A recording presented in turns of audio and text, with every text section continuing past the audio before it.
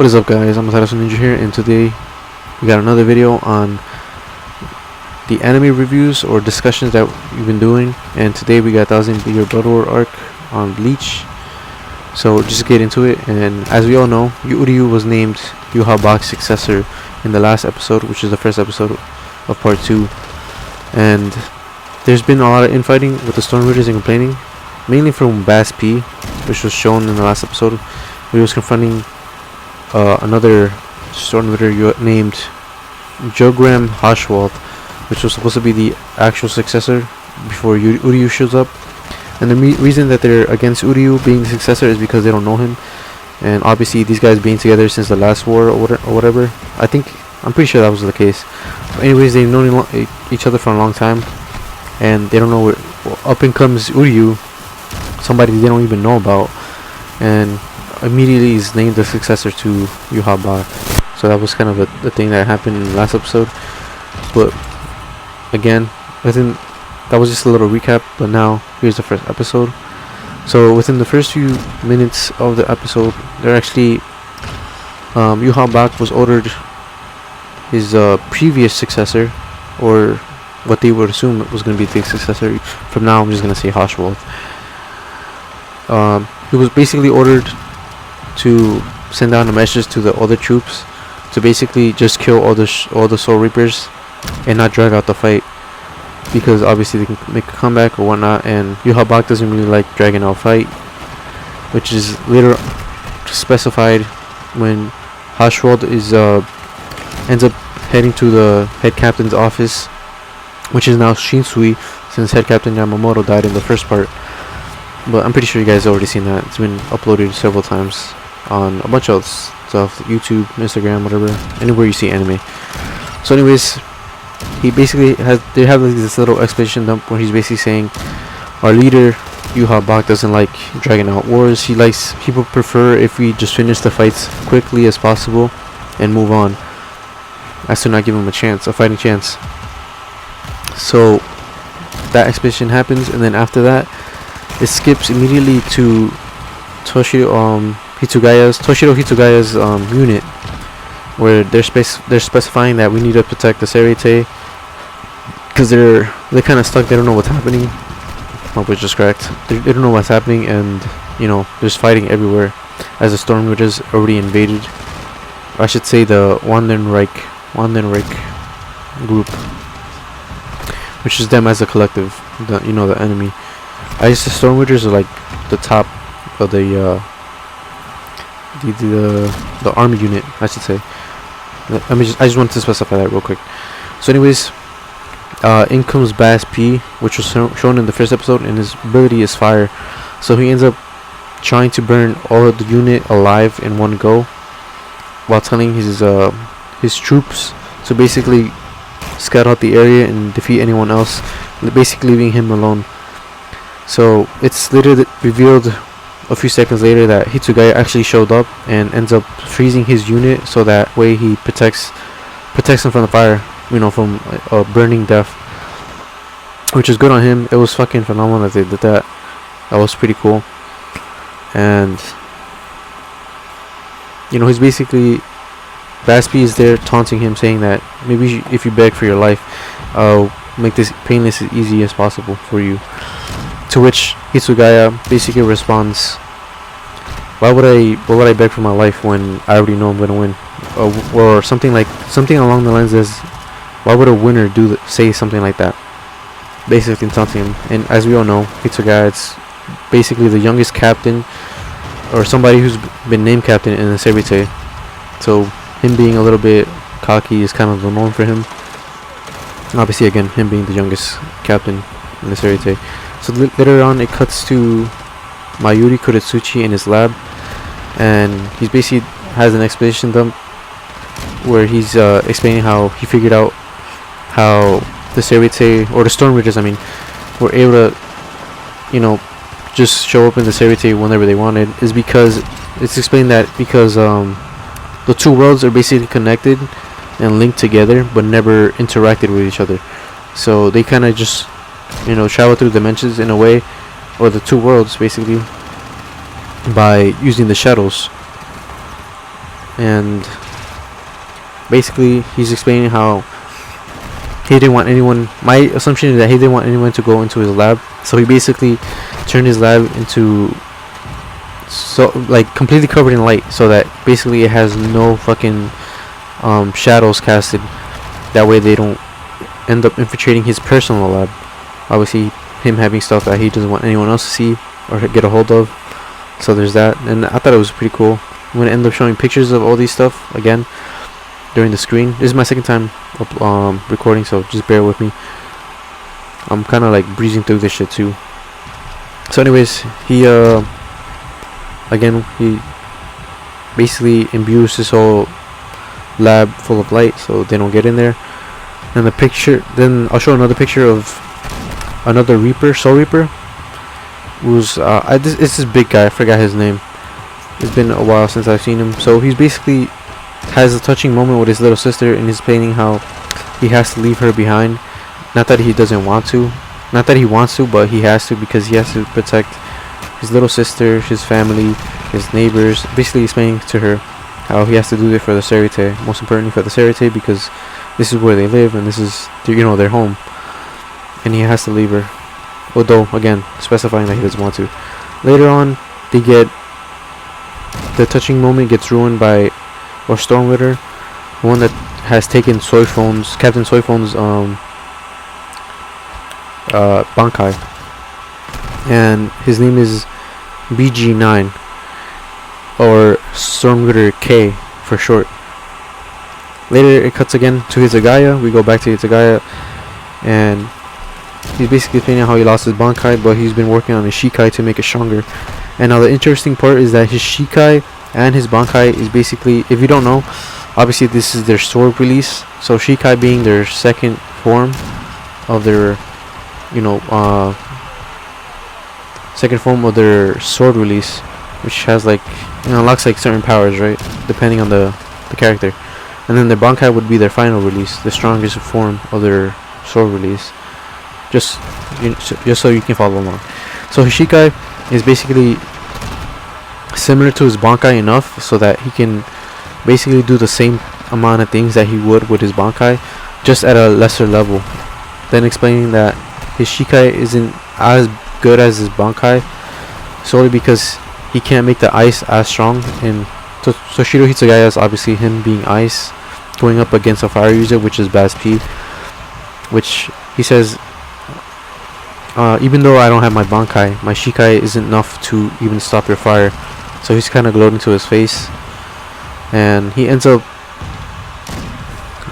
again teaming up with Rangiku, to which Rangiku is kind of teasing him, saying that, oh, this is someone like you, like you would never ask for my help. Again, him being the youngest captain, he's a little bit cocky at times. And she says, maybe losing your Bankai wasn't such a bad thing after all.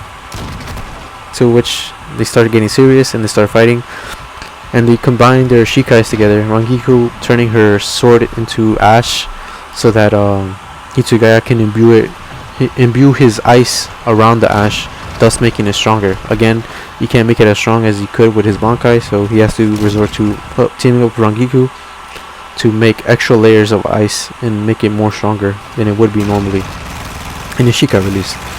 So Hitsugaya's of ice thrown at him, projectiles at him, and it ends up cutting like half of his body, and it's presumed that he's already lost, right? The Stormwitter has been defeated. And then we cut back to Nanao and our head captain Shinsui, and to which Nanao is actually making Kido to stop the Hashwell, something that stops the Hashwell powers. Kido being a magical force, or like spells or incantations that they can do. Usually it's been shown from the beginning that they can do this, but it's not really used in the anime, solely because it's usually used for lesser beings, or like lesser enemies. Also, Kido not being used as prominent because it actually takes a lot of skill to use Kido. It's kind of like how in Naruto, how you need chakra control, and Sakura being one of the best at chakra control, which is why she can heal and all this stuff, and a bunch of other ones can't. So it's similar to that if you watch Naruto. So basically she makes a cube with this keto, imprisoning that one Stormritter, to which he can't use his powers, and it's just kind of there, just talking shit out. And he's basically explaining he has another expedition dump. I know the one talking to Shinsui. Again, his name is Hoshwald. He's basically explaining how his master doesn't like dragging out. His master Yuhabak doesn't like dragging out combat or any war out because he prefers peace, so-called peace, in his own words. And basically explaining how they just want to defeat all the Soul Reapers as fast as they can. So again, we cut back to the big brother that was talking to his little sister again. Again, I'll show a picture. Ends up getting impaled because he wouldn't give up his captain's location as the Stormlord was asking, and obviously he couldn't fight because his sister was there, because he was more focused on protecting her. So the Stormlord ends up getting frustrated and says, "You know what? I'm gonna make you talk." And he ends up threatening his little sister's life, to which he ends up pulling, I believe it was he had like a staff, so it was like a staff with a sword at the end. It's like a tip sword or tip staff. Ends up stabbing the Soul Reaper through his back. Again, I think I have a picture of that, so I'll show it right now. And then he threatens their life together and says, "You know what? Since you won't tell me, I'll just end up killing you." And he turns his, I guess he's like a robot, so he ends up turning his whole arm into a fucking Gatling gun, and ends up charging it. So he's gonna end up blasting them. And in comes big waifu. We all know who it is. It's Soy Phone, the best waifu in Bleach, in my opinion, next to our lovely cat. I forgot her name, but anyways, we'll continue on. He ends up saving them, like in a flash. She's just, you don't even see her on screen. All you see is his arm being obliterated, completely destroyed, torn off by Soul Phone. And then it's revealed that she ends up, like zooming by and just ends up killing her, or I mean not killing her, but destroying the arm. And after Soy Phone is then charging up, again it cuts back to Mayoru Kuritsuchi in his lab, in research and development lab. And Soy Phone's power is so strong that she ends up shaking the whole Serete, which is fucking hype as fuck. I thought it was hype. So as the Stormritter in the I don't think his name was actually introduced, but the one that's in the lab with Mayuri kind of have another expedition dump. We're just talking, and he's saying, after obviously Mayuri basically said that how he knew how they travel through dimensions and stuff, he was just waiting for for more intel on the guy, so he didn't even challenge him or anything. He was just kind of standing there waiting for him to make a move. So but Stormritter says, "This is too much for me. I'd just rather leave. I can't think these whole things out. Obviously you being so smart." And to which he starts walking away, and then he stops. He's like, "Wait, you're not doing anything? You're not gonna chase me? You're not gonna fight me?" And then Mayuri's like, "Nah, you can leave. You can go wherever you want. I don't give a fuck." And he's basically saying how he's not gonna end up fighting him because he doesn't have enough intel on him. So why waste his time? To which the Stormritters, they're surprised, kind of shocked, and he's like, "Well, aren't you a smart one? You're just it's clear to me that obviously you're really smart, and I'm just not gonna waste my time bothering with you. I would take too many moves. I can already see that it will take too many moves for me to defeat you, and I'd just rather not." Again, it cut back to Soy Phone, and she's basically ends up dashing to the Stormritter, the mechanical one, or K, I should say. I'm gonna start calling him K, Stormritter K, or BG9. So he ends up taunting Soy Phone, saying that she's fast but she's not strong enough, because he's very disappointed that although she's super fast and basically pretty strong, it's not enough to basically defeat him, to the point where she basically pierces him with a sword, pierces Soy Phone through the chest with a sword, or through the shoulder I believe, and basically ends up shooting a beam through his fucking eye. It was like kind of like a huge beam, so fucking huge. The explosion was so fucking huge, it was basically like the whole explosion could be seen throughout the whole Seriete. Again, I think I have a picture of that, so I'll end up showing it.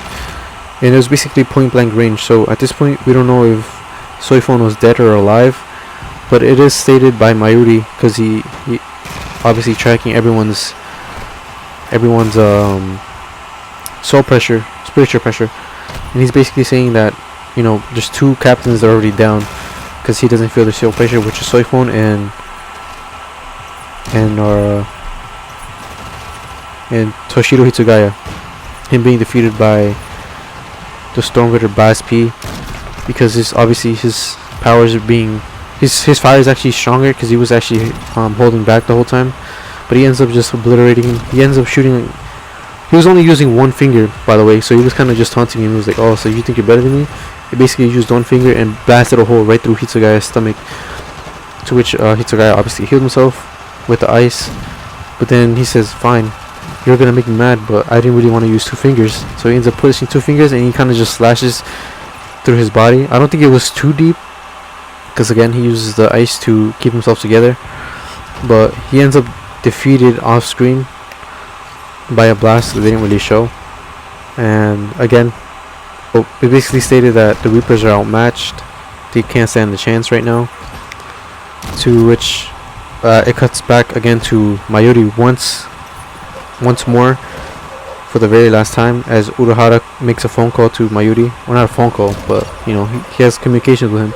He's basically saying that he found out how to get the Bankai back, and the episode ends right there with another cliffhanger. But again, and before I go, there's an ad credit where Ichigo is still working on getting his Bankai back, or his new weapon back, honestly, because he lost the old one because he got destroyed by Yuha. And when I first started this back in like 2016, I was fucking like, my mind was blown out of, like, it was so crazy. I was literally, remember being in DNB, waiting in line to get my AD and shit, and these 2 guys were talking about it, and I was so hyped about it. I was like, damn, because at the time I didn't have internet or anything. I couldn't actually read the manga like I wanted to. But anyways, guys, I hope you guys enjoyed this one, and feedback would really be appreciated. If you liked it, drop a like, subscribe, follow me for more, and also follow me on Twitch. I've been streaming there for a lot more lately, and hope you guys see you there. And with that being said, I'm also finding the sweet spot for these videos, so let me know. Again, your comments would be greatly appreciated, so just let me know how I'm doing. And with that being said, hope you guys have a wonderful day, and as always, deuces.